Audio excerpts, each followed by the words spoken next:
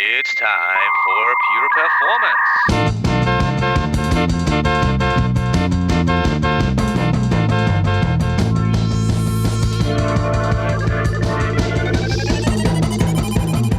Get your stopwatches ready. It's time for Pure Performance with Andy Grabner and Brian Wilson.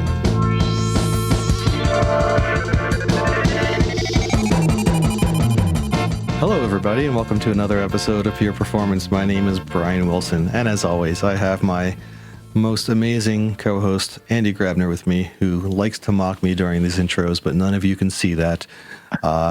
Anyway, hi, Andy. Hi. You meanie. No, I'm not meaning. I'm just worried now that at some point, because you're recording this, and I think you're recording it with the video, that at some point there will be leakage of the footage. Oh. And I'm so stupid, I just gave you the idea. I should go back. I see, the thing is I delete all that stuff, though, but I should just start compiling it and do a compilation of Andy making fun of me and doing his, because you love torturing people, as we were just speaking about. I tried the word, but I can't get the word. But anyway, yes. Schadenfreude. We just learned it. Schadenfreude. I butchered that, I'm sure. No, that's good. Yeah, that's good. Wait, gotta throw that in always. Anyway, hey, Andy, how's it been? How you been doing? Everything's good? You good? You all right? Yeah. Overall good, just a little bruised. Okay.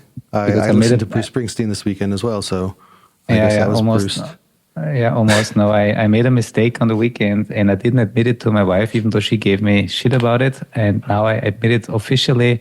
I know I should not go skiing, and just believing that because the weather is warm, I can ski in shorts and in short sleeves.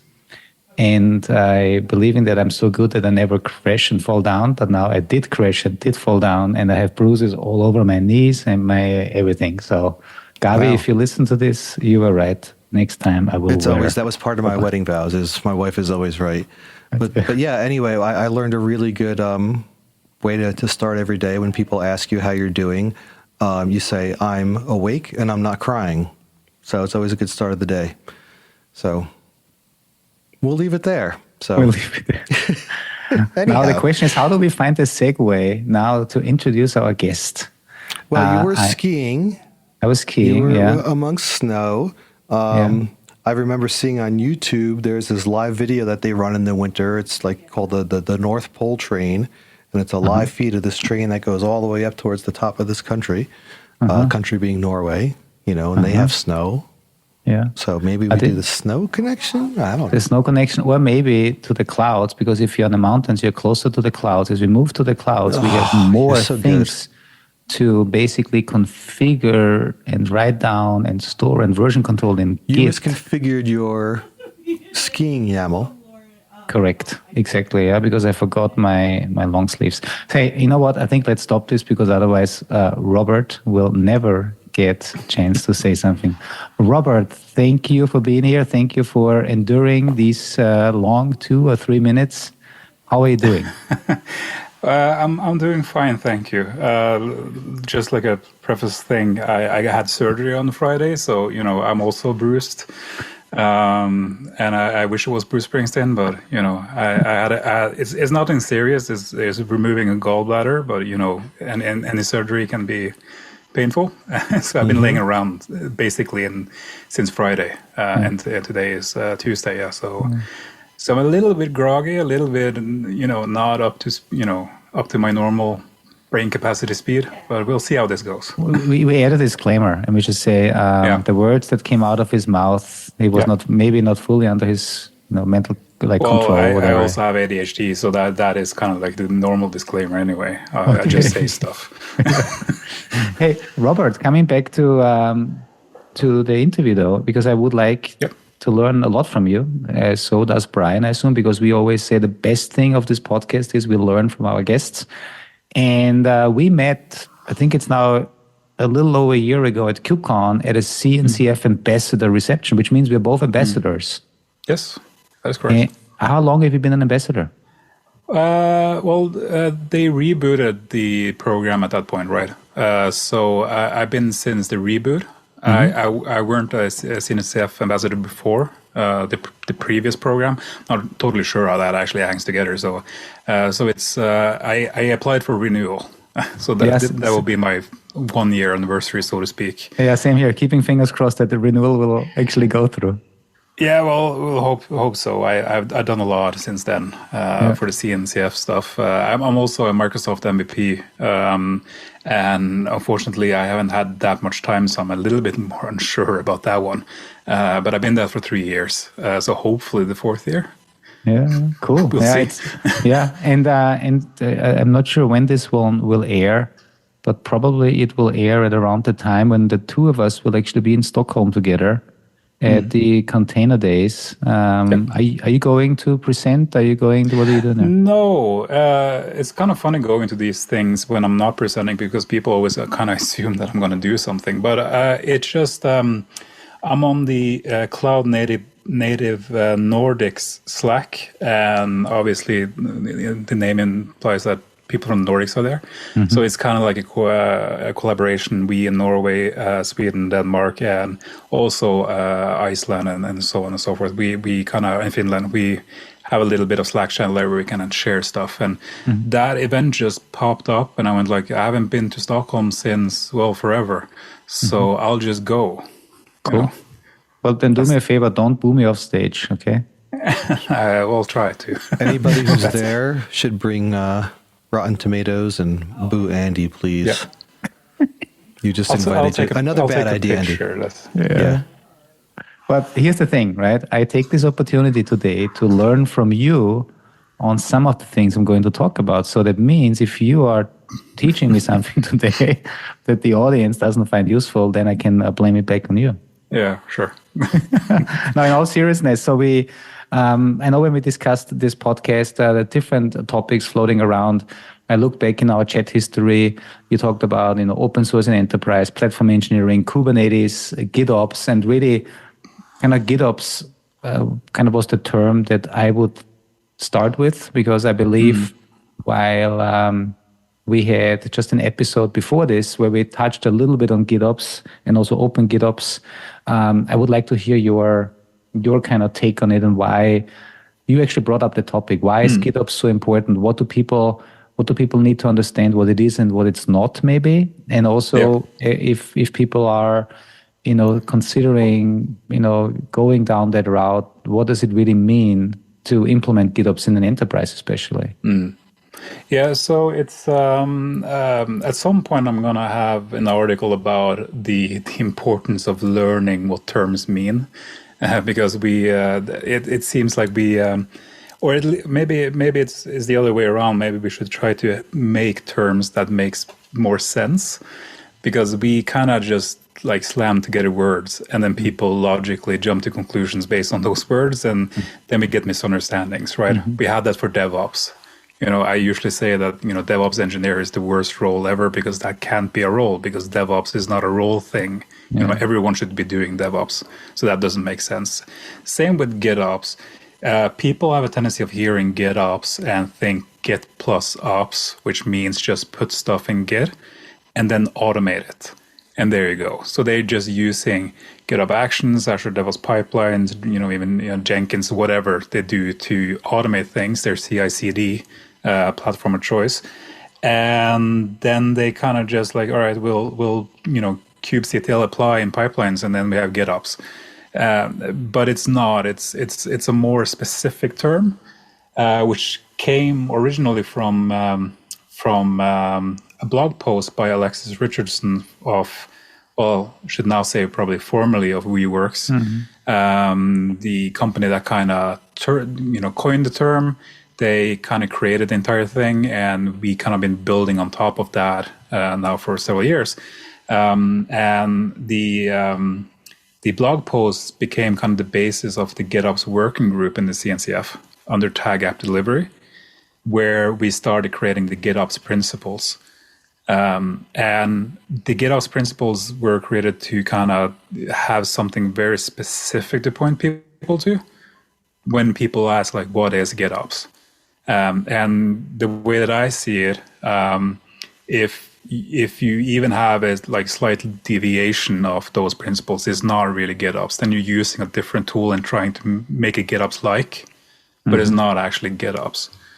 And those principles are, well, I can list them up. The first one is that it needs to be declarative. So it's all about desired state. You want to define your desired state in a declarative fashion. So you don't say do A, B, and C. Again, which you kind of do with a pipeline, right? You define basically just shell commands, more or less. And that's very imperative. It needs to be version and immutable. So, Git, every time you do a change, you add a new version of your state. You don't change stuff like ad hoc. You have the entire new version. So you have something to go back to in case something doesn't work. You have something very specific and point towards. And that actually kind of takes away the need to only do Git. It's not only Git that is, versioned and immutable storage. So blob storage, Azure blob storage, S3 buckets, those are versioned and immutable. So you could use that as kind of like the storage for GitOps. Backtracking a little bit, we were kind of discussing when the GitOps working group started to change the name. Simply because people actually just hear GitOps and kind of go, all right, put stuff in Git, and then you do operations. It needs to be pulled automatically, and pulled is kind of the key here. So with GitOps, you have something in your system that pulls in the changes. You don't push the changes in from an external source. You point your system towards the source of truth, and it needs to monitor that. And then you have the fourth one, which is continuously reconciled, which is obviously then when it looks at the source, if it sees the change, it will always try to apply that change. So as soon as you have gated deployments and all those kind of things, that kind of breaks off the GitOps. GitOps is supposed to be automatic. As soon as you have a new version of your desired state, it should be automatically applied, more or less. Which is this point kind of when we start talking to people, that come from a more traditional software development background, for instance. You hear that just like as soon as something new is in Git, that should be applied. They kind of get scared, right? Because they're used to having all these steps of, making sure that everything is ready to be applied. But the point is that you should, all those steps needs to come before you actually update your desired state. As soon you need to test your code. Everything needs to be ready to be deployed. Wait, you said test your code? What are you talking about? It's like a magical thing that some people do. So I usually talk about CI/CD, continuous integration, continuous delivery, and then you have continuous deployment, which is GitOps. So the continuous delivery part of a CI/CD pipeline is to have your application or service in a deliverable fashion. So it's ready to be deployed. Then deployment should just work, right? And then obviously there's, for very easy setups, you can just have that. But the more advanced setups, you could have progressive delivery tools involved. You need some sort of policy engine to kind of make sure that everything's all right. You need to have, vulnerability check, et cetera, et cetera, et cetera. So you kind of have to have a lot of tools at that point, but you should probably have that anyway, even though if you're manually pushing stuff into your clusters. I take a lot of notes because I have a lot of questions, and some of them I may want to challenge some of the things you said, or at least understand it. So for instance, when you say you brought up progressive delivery, right? Classic example would be in the Kubernetes world, if you're using Argo rollouts, a blue-green deployment, a canary deployment. Canary deployment would be a great example, right? So rolling out version number 2 in a staged fashion.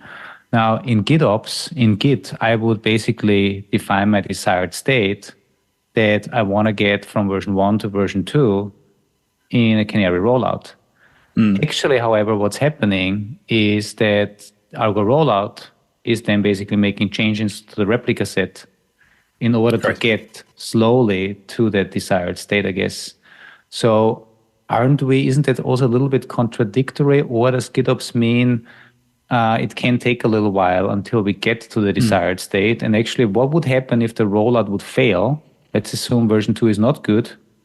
Is the best practice to then actually open up a pull request and revert that Argo rollout definition back to version 1? So I'm a Flux person. Flux, yeah. Okay, sorry. And Yeah. in the terms of Flux, we have Flagger, which does the same thing. And Flagger is actually part of the Flux project. So even though it has a different name, it's part of the same project. Yeah. And the way yes. So if you take away the progressive delivery part, and you update your desired state to use a version of your application that doesn't work, you would have a failure, right? And at that point, you would go, stuff went bad, revert back to the state, the version, the state that actually works. It's the same with progressive delivery, because at some point, if that doesn't work, the progressive delivery tool would then scale back everything and then report back that this didn't work. Yeah. So at that point, you have something that's up and running, but you have a progressive delivery state, so to speak, on top of that, which says, we tried to do that, didn't work. And then, yes, I would say revert back to whatever works, gather your data, figure out what went wrong, and go from there. Cool. I think Andy, because I was thinking a similar question, because earlier, Robert, you said something about not having any gates right to the rollout, but obviously you're still going to be doing checkpoints in production. But I think number one, that should all be automated, right, in order for this to be proper. And number two, as you said, this should all of your hardcore testing should be done before you get to that phase. So the only thing you're going to discover is the unknown of production. And as you're monitoring that, looking for that, then you can make those decisions. But again, I think where you're going at is no manual gates. It should all be automated. So as you're doing that progressive rollout, something goes wrong, you could still go back. It's not like, you have to push it and live with it. Right? No one's saying that. So for Argo has this as well, but I'd have to kind of do it from the Flux perspective, just because that's what I'm used to. That's okay. You have the image reflector functionality, where you could say that, watch this OSI repository. If there's a new version of the container, send a get commit, update it with the new version. So you kind of get always the newest version, or based on some sort of policy or regex thing. You could have that, for instance, and that is fine, but you probably wouldn't have that in production, right? If you have a big production system, because it's basically like a better way of using latest. You can't really use latest, because what does latest mean is when you check, it's the latest version, but it's kind of like a good version of that. But you would have that in development. You wouldn't have that in production. So you kind of have to set up your environment based on what makes the most sense. For development scenarios, I usually tend to set up with image reflectors. So every time we push out something new, it's just going to be there, and it would either fail or work. Who knows? And then you would have a proper staging environment depending on how important the application is. And if you have, like I said, Flagger or progressive delivery on top, you kind of have that end of the line. Make sure that the service is up and running functionality, just to make sure that everything is, that you don't push to all your users at least a bad version of the service. By the way, folks, if you're listening in and want to follow up on some of those links, I'm collecting as we speak some of the links. Like I found the one for the reflector. I also found the blog post that you mentioned earlier from Alexis. I will add this. A question for you because this is a topic that comes up a lot, where people like the kind of in production when load increases, and then the automated scaling or automate upscaling, downscaling. How does this fit into the real quote unquote best practice implementation of GitOps? Would it be that you need to specify in a pull request the new replica sets, or is this still okay to use something like, I don't know, Kata or HBA, where they take care of kind of scaling, and then you say the desired state is still met, because in desired state you say kind of the range of how you want to scale. You can definitely do that, and there's always the possibility that GitOps doesn't work in your scenario, right? You always have the option to not do things by GitOps. What I tend to do is I tend to not necessarily have any kind of, again, depends on the deployment, depends on the scenario, etc. But if possible, I like to have a specific number of deployment or pods or replica sets, and have the kind of like bursting, so to speak, of those tools to implement. The thing about GitOps is that it shouldn't change something that it weren't responsible for. So if you have something like a horizontal pod autoscaler on top, that should work as intended, while the kind of source might differ. And again, implementation details. So I would have to double check that, but in most of the cases where I set up GitOps, is usually not that necessary to have that that auto scaling set up in that fashion. However, I would, worst case scenario, you would auto scale when there's a lot of traffic, and the continuous reconciliation would then kind of pull that down again, and you see that all the auto scales straight up again. So it's probably just set the desired state to something higher, right? And the normal reconciliation loop timer for at least Flux is, I think, 10 minutes by default. You could set that to something much higher. If you have a lot of automation around there to make sure that the traffic gets served at least. Yeah, because the big debate that at least I always hear is how do we apply a change to the production system when we are reacting to problematic situations? Do we do we just automatically execute a kubectl and change the replica sets, or will this then be conflicting with our GitOps approach? Because GitOps would then scale it down again, which makes a lot of sense, right? Because GitOps, as we explained earlier, is in a reconciliation loop, is trying to always apply the desired state with the actual state. And so, I love the definition what you had earlier, right? Because if you're doing GitOps right, everything, your whole state is declared in Git. And you should always keep it up to date, because then every change is version controlled. You can always go back. You have a full audit trail of everything that you've done, which is great. In reality, I see though a lot of people are still then saying, okay, but if we need to scale up, do we then just on the fly change things? No, we need to actually, to do it right, go in, open up a pull request, have somebody or some automation even obviously confirm that change. And then let Flux or whatever tool you use then apply the state. It is one of the things that I talk about when I talk about GitOps is that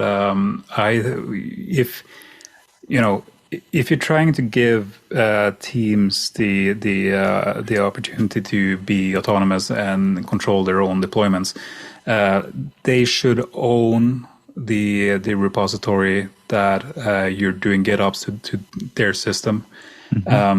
I tend to not have pull requests for deployments at all. Usually the teams that I work in write directly to main. And the reason for that is, again, because this is just the deployment phase of it. Unless there's something very specific happening, there's not a lot of eyes that need to be involved to change numbers of replicas and stuff like that, or or maybe if there's updating of versions on particular containers or something like that, you would do a pull request, but you can do that even though you can write to main, right? So there's a lot of people that are doing GitOps. They work directly in main with no pull requests. And at that point, what's the difference between running kubectl, scale deployments, or just updating it in Git? The thing about if you're doing it in Git, you would have the audit trail and the visibility that happened. It's not people sitting on their own machines just doing random commands, right?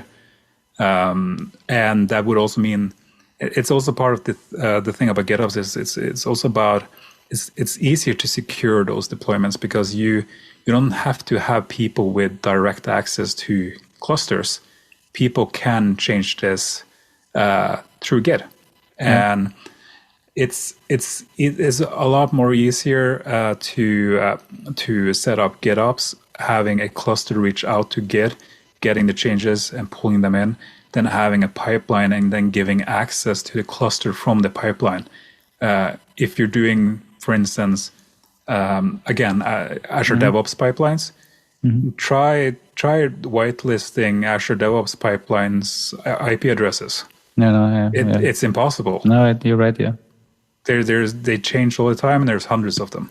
Yeah. But you can't really do that. But what you can do is you can block all access to the Kubernetes API from the public internet, and then the cluster can then reach out to Azure DevOps and get from the Git repositories there to changes. Yeah. Right. So there's a security aspect here as well that simplifies things a lot. Yeah.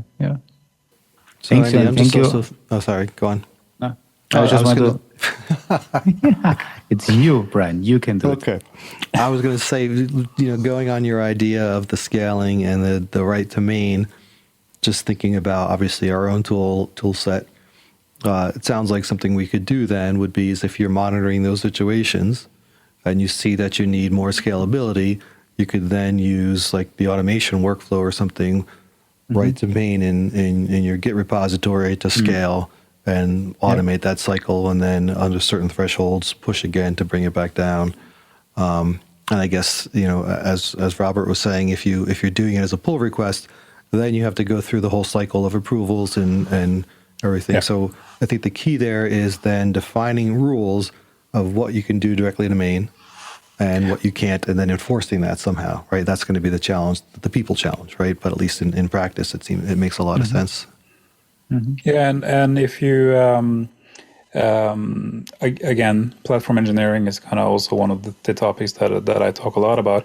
The idea behind platform engineering is to make it so that teams are able to control their own deployments. If you have a team that has a service, they are creating the service, they're developing it.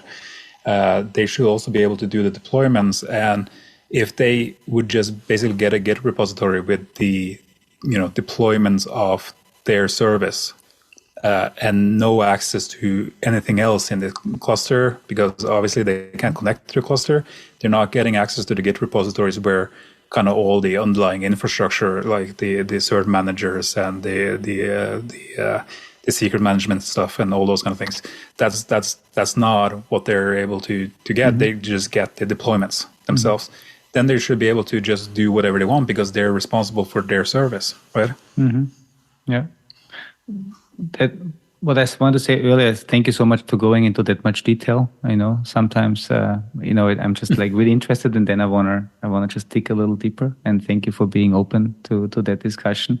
Now we just open up another idea or like question, and but I think you already answered it, but still from a confirmation perspective. So you are obviously saying clear separation, best practice between your repositories for your application services that your developers are building, and then I guess the underlying platform itself. And then is there another layer where you say, platform services. You mentioned, I don't know, maybe database services, service mesh. I mean, but how do you, in a typical setup that you've seen, how is GitOps structured in terms of who controls and owns which type of repository that is defining what type of the desired state?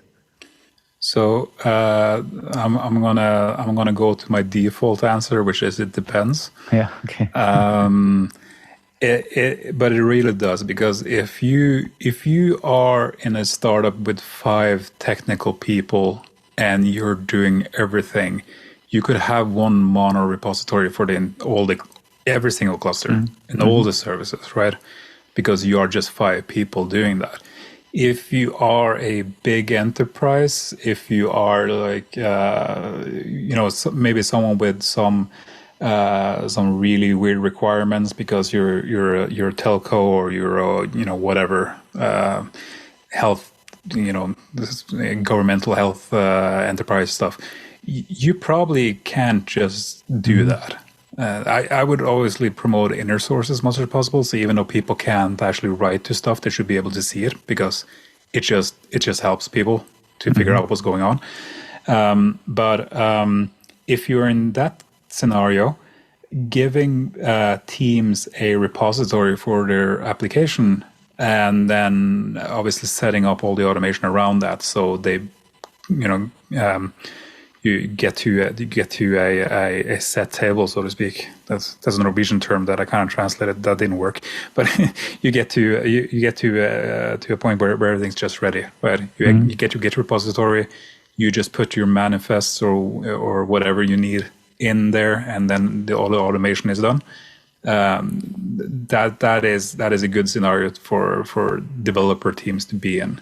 Then obviously you have some scenarios where you're at a company where the developers really don't want to touch Kubernetes stuff at all. That happens as well. And then you kind of have to have, maybe you need something like Backstage to have the kind of golden path scenario. I would prefer if you did that, then that would actually get written to a Git repository when you're done. So there's a lot of different ways of setting that up, and which is why, again, kind of the default answer, it depends. Yeah. So I don't really believe in best practices. There's patterns and anti-patterns, and some patterns might work for some companies, and it might be the worst pattern ever for another company. I mean, I believe though, one of the things I can take away from what you just said is don't over-engineer things, especially if you're a small company. There might not be a need, but also take into account all of the requirements your organization has, right? Because there's certain things you have to do maybe, and then figure out the best way that works for you. Fact is that you can, as you said, you can do GitOps from one big mono repo with everything in there. But depending on who you are, you may want to separate the infrastructure. You may have to separate infrastructure from the individual platform services, from the individual apps. That's a good point. If you have, for instance, a shared Kafka service, that might live in one Git repository, just because, and especially if you have a lot of teams. The customers that I've been at that are big enterprises that have those kind of shared services, the number of teams that need to be onboarded into, for instance, like Kafka, the topics that they need to have created, or for instance, like if they have HashiCorp Vault or something like that, like the number of teams and namespaces and services, et cetera, et cetera, et cetera. If you have everything like that in a mono repository at that point, first of all, it gets hard to control, because Git is not the easiest thing to secure, like finely grained secure.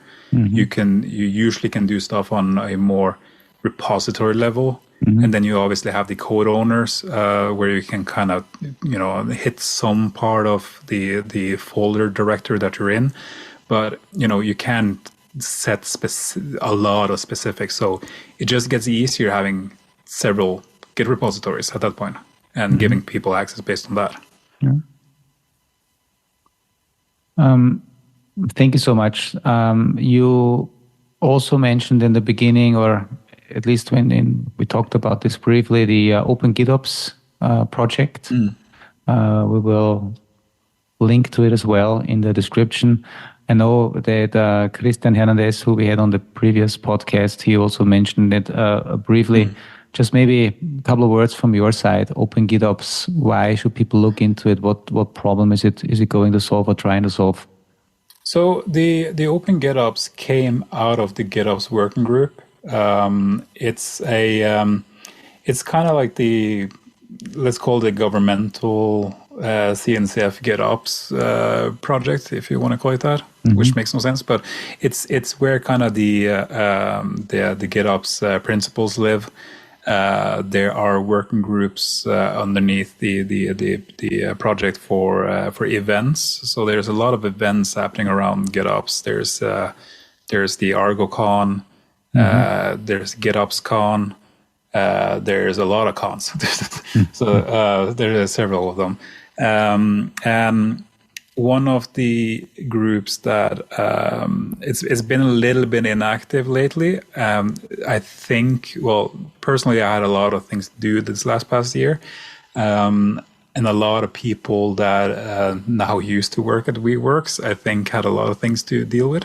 So it's been kind of a little bit slow. But one of the things that we were trying to do, or we will probably get done this year, is to have I think it was nicknamed like fact-checking group, because there's a lot of big companies and well-known organizations that write articles about GitOps, and it's based off the opinions of whoever wrote it. And they do the usual thing of just they've heard GitOps, and then they kind of just, obviously I know what that is.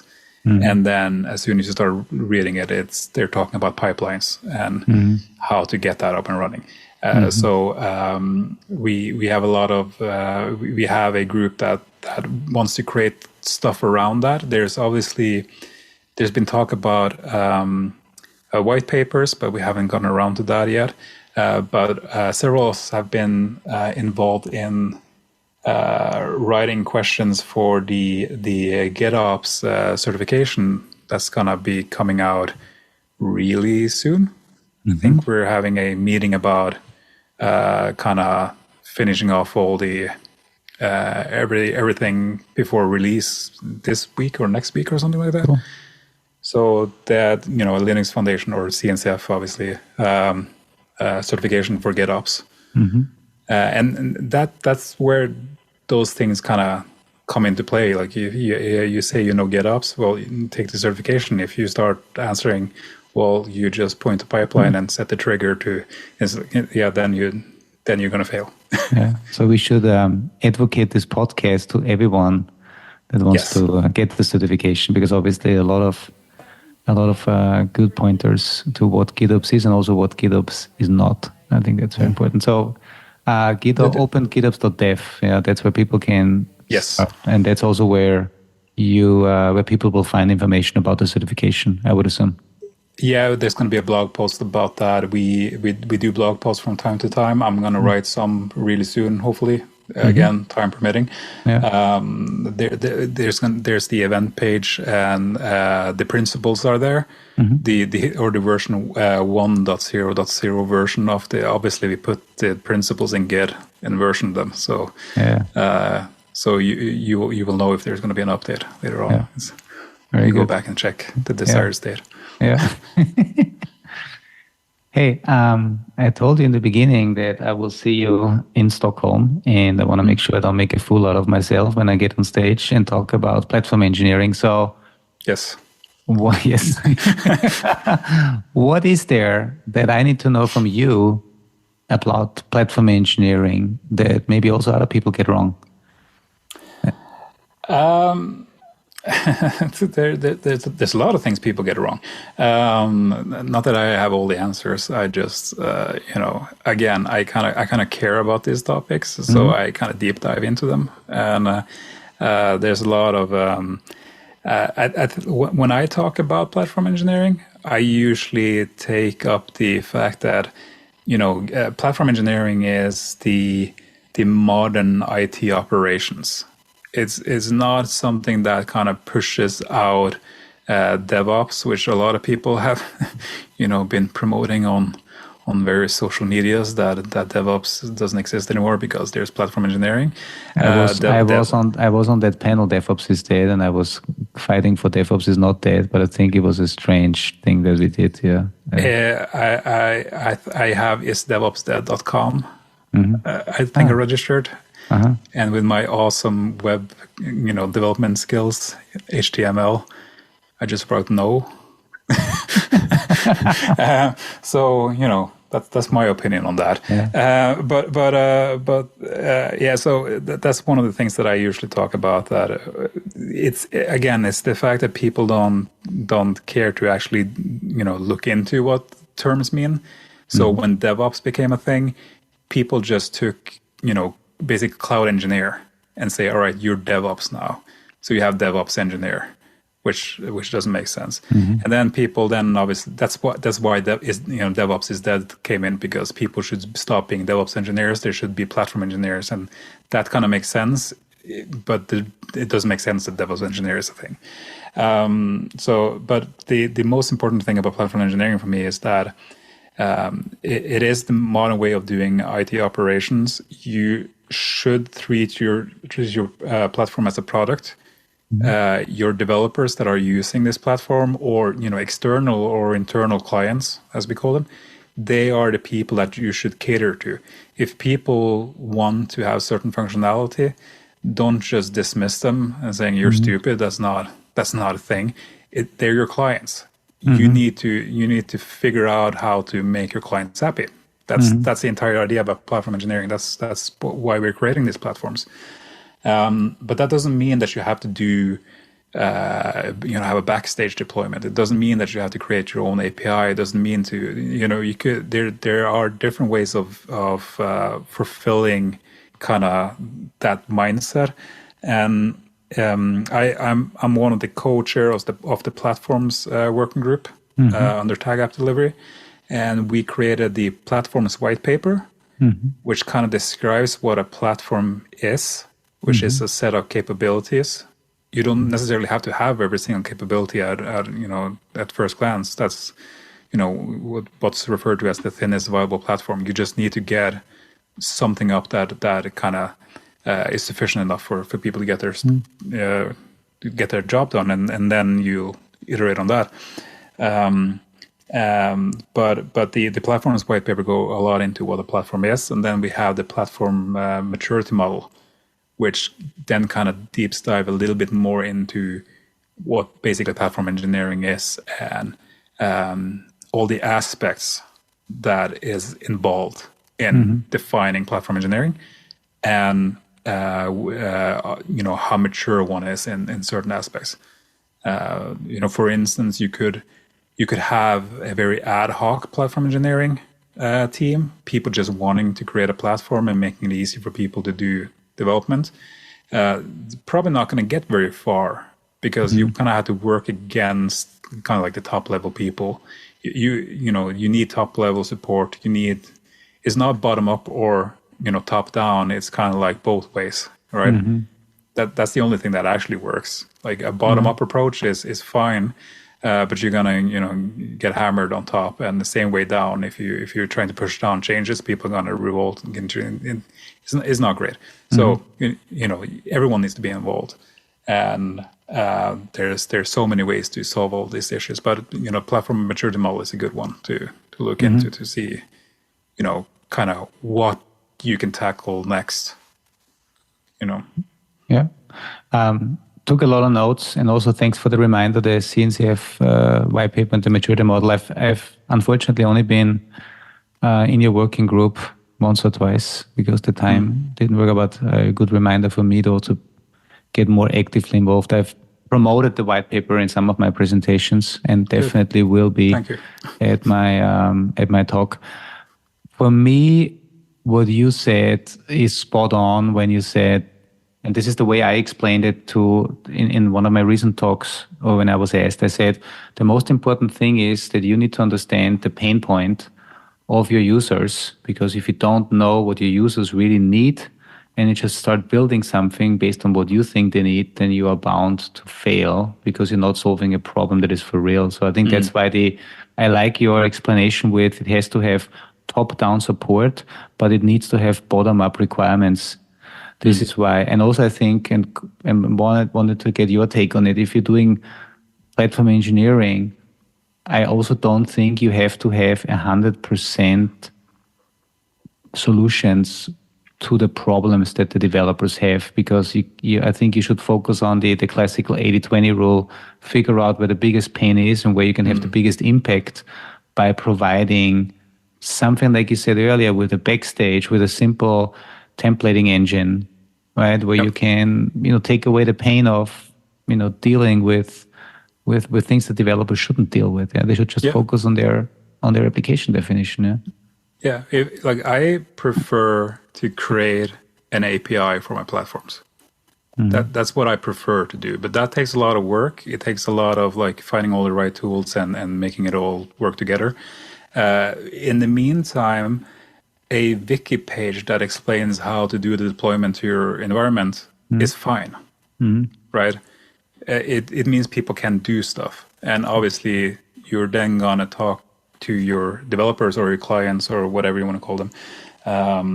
What about this is painful for you? What can we do to make this better? Yeah. And it's also a little bit it's a little bit from kind of the old school of the what was it? Ford that said if you can get any color you want as long as it's black type thing. If you have someone, if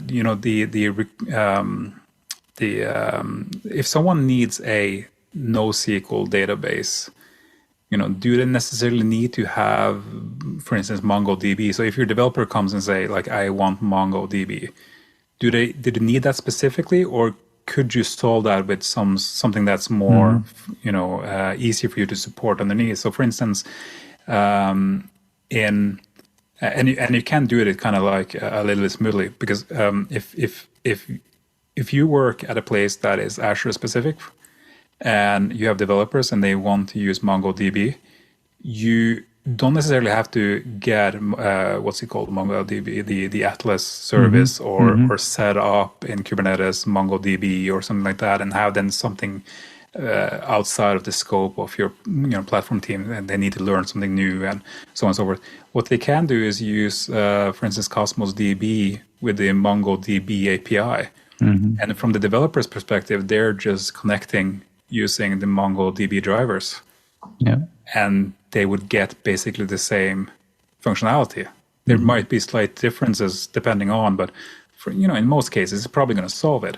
And at that point, it's more about the capabilities. They need NoSQL. They might have some preference how they connect to it, but they need NoSQL or unstructured data databases. And you can solve that without having to cater to, if someone says this specific technology, that's what we need. You could still go, no, we're not gonna set that up, but what we can do is solve it by adopting this technology that's easier for us to. So it's a little give and take, but at least you're not in a typical scenario where you have a database admin and you go and ask for something and they go, well, we're only doing Oracle databases. If you're trying to get anything else, we're just going to say no. And but going to be a bad time. In the end, it comes really back to what you said in the beginning, where you said it's really a platform needs a product mindset. And with any product development, like Brian, if I look at our product, right, a lot of our customers are asking us, I need this particular chart feature and I need this particular color for my chart. And then I think the challenge then of a product manager is to say, what are the big pain points and how can we solve the real problem that they have? Because a different shade of red or green is not their problem. I think they want to solve something differently. And then you figure out how you can solve it for not only a single person, but for the majority of people that have this requirement. And that's the same thing here, what you just said with solve the problem, not the request. Yeah, exactly. Yeah. And we actually have we started work on a platform as a product white paper that goes specifically into those kind of things.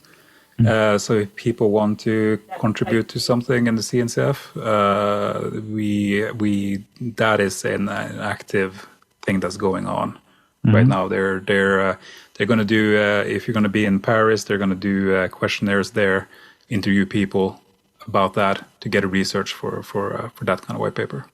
Perfect, and that's also part of the app delivery, the tag app delivery is driving this. Yeah. Yeah, so that's us in the platforms working group under tag app delivery. So, folks, if you're listening in, then you will find all of these links to the tag app delivery, the platform working group, and also the white papers we discussed in the summary of this podcast. Nice, Brian. Do you have any further comments or questions? And yes, I have 2 scenarios I would like to see play out in Stockholm. I would like either to see Andy try to define GitOps and Robert stand up and yell at him and tell him he's got it wrong, and that he's just spoiling it for everybody. Or if that doesn't happen, I'd like to see Andy surprise Robert by inviting him on stage to say, hey, why don't you come define GitOps? So it's not really totally a surprise if you ask for it now. Well, I'm saying this is the scenario I want. That either will happen, but yes, that's no. Seriously though, Robert, this has all been fascinating. You know, a lot of this, and I'm looking forward to the white paper as well on defining GitOps because, you know, even as you're describing, I'm a lot slower than Andy. I'm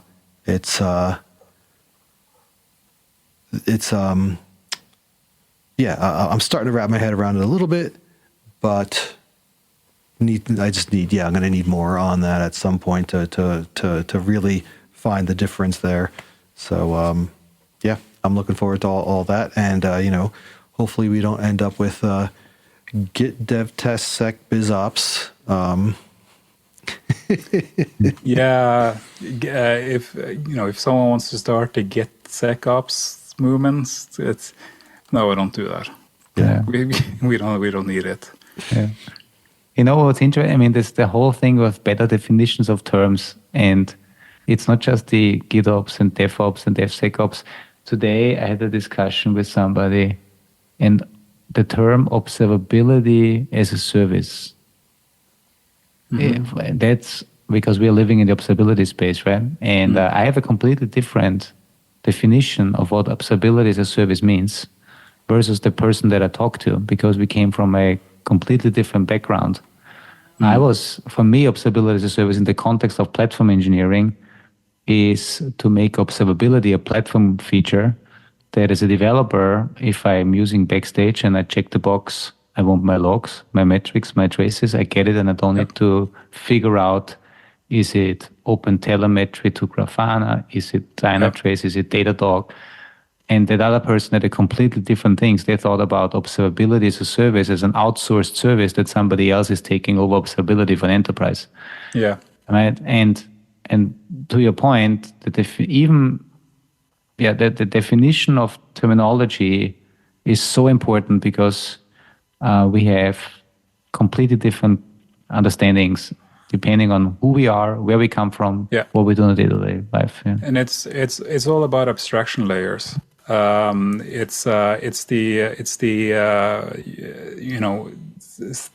to people about Azure Kubernetes service, saying it's a managed Kubernetes service, and then they go like, but it's just the servers and cluster operations that's managed. I have to still do Kubernetes. It's like, well, yes, that is a managed Kubernetes service. Yeah. Now you just have to use the Kubernetes.